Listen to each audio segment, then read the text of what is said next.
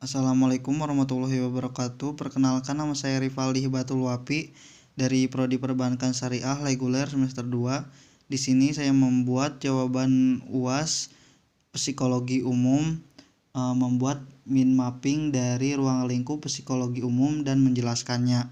Di sini saya membuat aspek psikologi pertumbuhan dan perkembangan manusia. Nah, yang pertama di sini adalah pertumbuhan dan perkembangan manusia.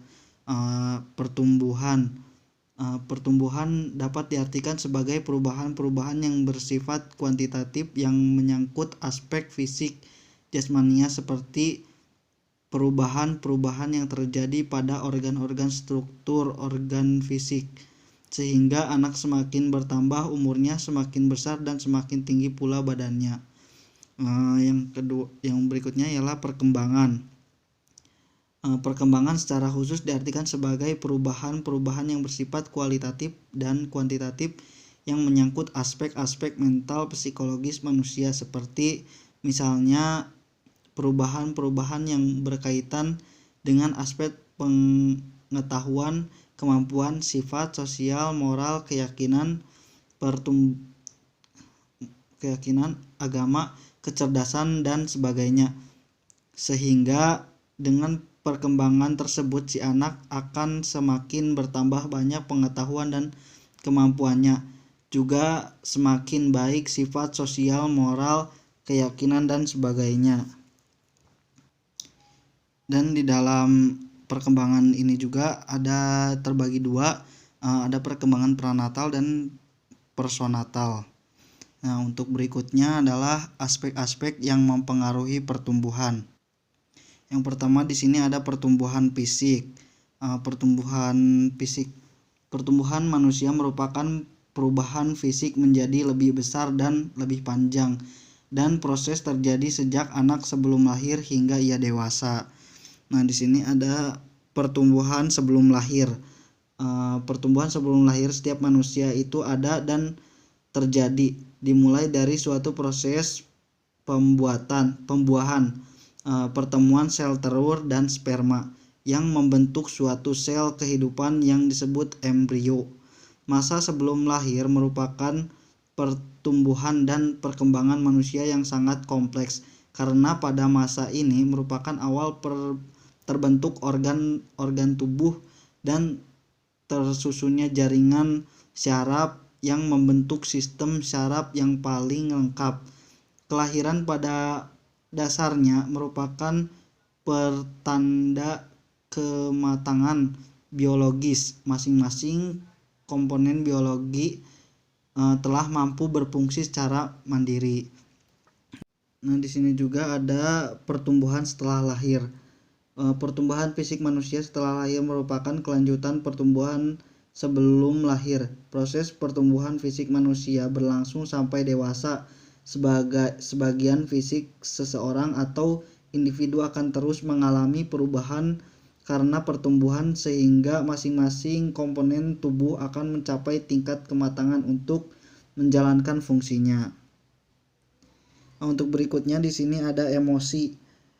Emosi ialah rasa perasaan, merupakan salah potensi yang khusus dimiliki oleh manusia dalam hidup atau dalam proses pertumbuhan dan perkembangan manusia. Banyak hal yang dibutuhkan. Kebutuhan setiap orang dapat dibedakan menjadi dua komponen besar, yaitu kebutuhan jasmani dan rohani. Emosi merupakan gejala perasaan yang disertai dengan perubahan atau perilaku fisik, seperti marah yang ditunjukkan dengan teriakan, suara keras, atau tingkah laku yang lain. Nah, berikutnya di sini juga ada sosial. Sosial dengan perkataan lain, dalam proses pertumbuhan setiap orang tidak dapat berdiri sendiri. Setiap manusia memerlukan lingkungannya dan senantiasa akan memerlukan manusia lain. Nah, berikutnya juga di sini ada bahasa.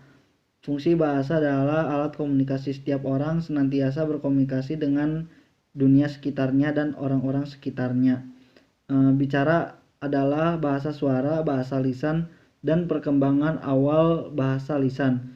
Bayi menyampaikan isi pikiran atau perasaannya dengan tangisan atau ocehan. Nah, di sini yang terakhir adalah bakat khusus. Bakat khusus merupakan kemampuan tertentu yang dimiliki oleh seorang individu yang hanya dengan rangsangan atau sedikit latihan, kemampuan itu dapat berkembang dengan baik. Seorang yang memiliki bakat akan cepat dapat diamati sebab kemampuan yang dimiliki akan berkembang dengan pesat dan menonjol. Nah, di sini juga berikutnya adalah tahapan perkembangan manusia. Yang pertama di sini ada masa bayi belum lahir. Masa bayi belum lahir atau pranatal berlangsung selama 280 hari.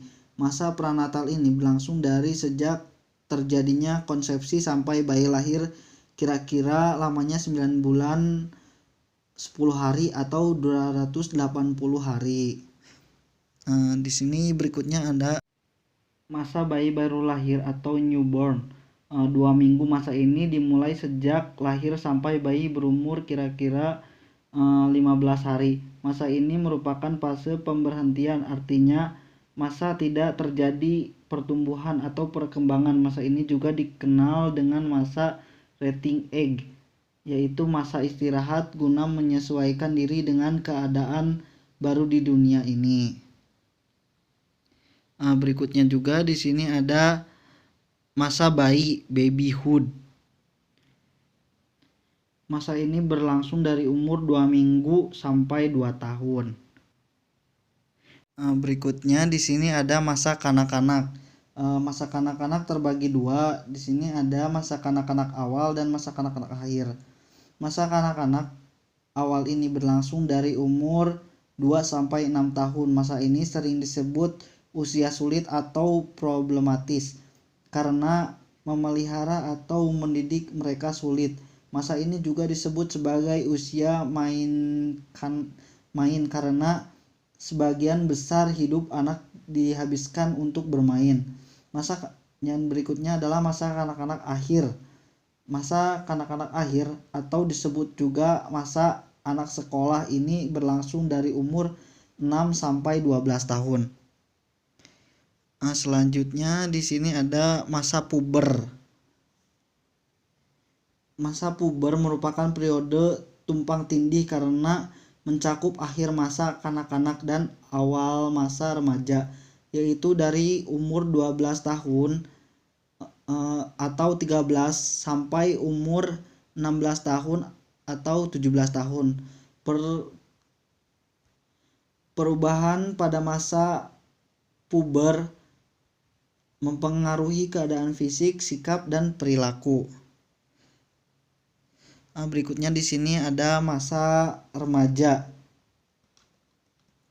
Pada masa remaja ini berlangsung dari umur 15 sampai 21 tahun atau berlangsung saat individu matang secara seksual sampai mencapai usia matang menurut hukum. Yang terakhir di sini adalah masa dewasa. Masa dewasa awal usia lanjut 21 tahun sampai akhir masa. Masa pematangan diri dalam tahap ini perkembangan fungsi kehendak mulai dominan.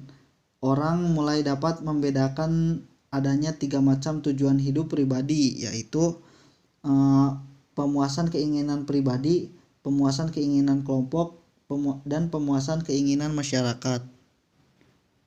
Mungkin sekian yang dapat saya sampaikan. Mohon maaf atas kekurangan dan kelebihan. Assalamualaikum warahmatullahi wabarakatuh.